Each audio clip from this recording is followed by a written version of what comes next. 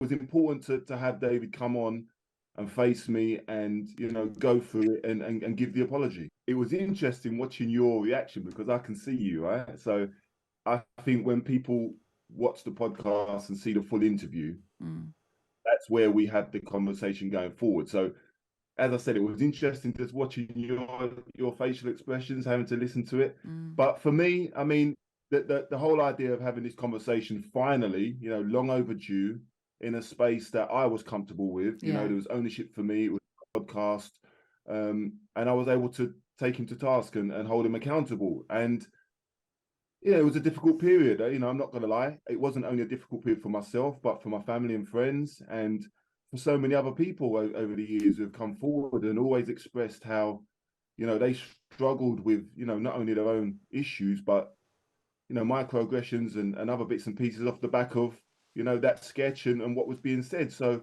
there's a lot to unpack, but, it was important to have David come on and face me and, go through it and give the apology. He said in that clip that he's apologized kind of in print, but there was something missing, that he'd never actually done it he'd never apologized to you.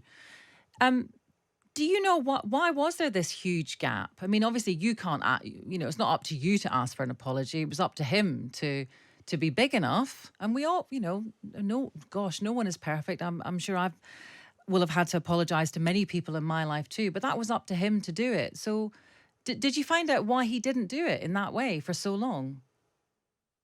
Well, you're right. It wasn't for me to go and press and keep asking, you're going to come and apologize. I had to get on with my life at the end of the day. But conversation always came up. People always had a conversation in and around this, and I always got dragged back into it. So again, that's why it was important for me to do the podcast and speak to as many people. But David Baddiel particularly, I work in this space. It's all about having those uncomfortable conversations and trying to take some learnings from it. So from his perspective, he said he was embarrassed, and the longer it took, the harder it became.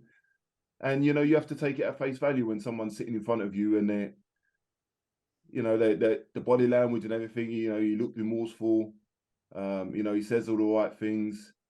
You have to give somebody the opportunity to be able to do that. I do a lot of work with people, restorative justice, and it's about doing the work. So I think coming out of it, we want to see how David conducts himself going forward. The apology is the first step in the process. So I think that's what a lot of people will be watching, and I just think it's an important body of work. I mean, it obviously affected you. You say it affected you personally, it affected your family, of course, as well. How did it affect your career? Well, I mean, I was having to deal with racism and other issues before. So before, during, and after, there was always going to be issues. So I accept that.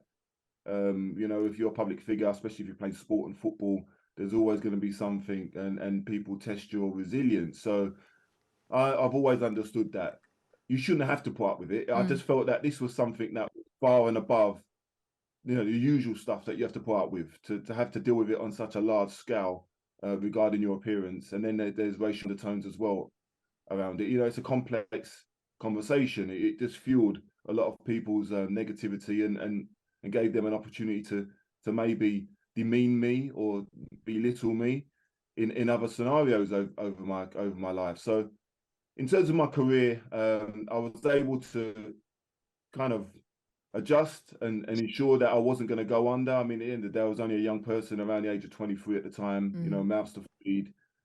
I worked extremely hard to be a professional footballer, so I wasn't going to allow anybody to really derail me. So it was just something that I did, or something else I had to deal with, and ensure that I found a way to come through it. And I had a long career. I played till I was 38 in the league, played till I was 41, coached. I was still involved in football, so I was able to come through it. But as I said, I do a lot of the work that I do now is particularly for those that haven't got that same resilience or haven't got the same mechanisms and coping strategies to deal with things. So it's try and share my experience to show people that there are ways to endure and to come through. Yeah.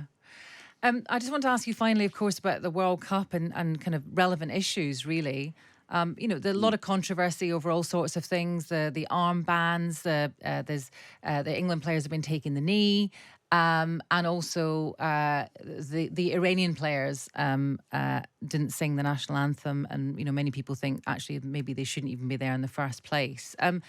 Do you think players should be outspoken about the need for inclusivity in the sport, or do you think they're doing it at about the right level? I mean, it's a difficult balance to strike, but would you want to do anything different if you were playing? It is a difficult balance, and I'm 100% behind any individual, especially if you've got a profile on a platform that wants to share and speak about subjects that mean a lot to a lot of people. So I've always advocated and tried to encourage players to use their voice. I get extremely frustrated when people try to dumb players down and say, just focus on the Mm, football as if you can't do anything else. It's extremely disrespectful. The annoying thing is that players, they're a small part in this politics, and there's so much that's going on behind the scenes that it should have been addressed before you get to the tournament. To at the last minute be told that you may well get a sanction where you pick up a yellow card and you may miss games. And listen, FIFA have to be held accountable to that. How can you change the rules at the last minute when we're talking about equality for all, inclusivity for all, and then at the last minute you're saying people can't go into the stadium and you're saying people can't, wear an armband. mm, So I think the pylon should be really is how FIFA are allowed to get away with it. How is any governing body allowed to suppress people's feelings and what they want to express?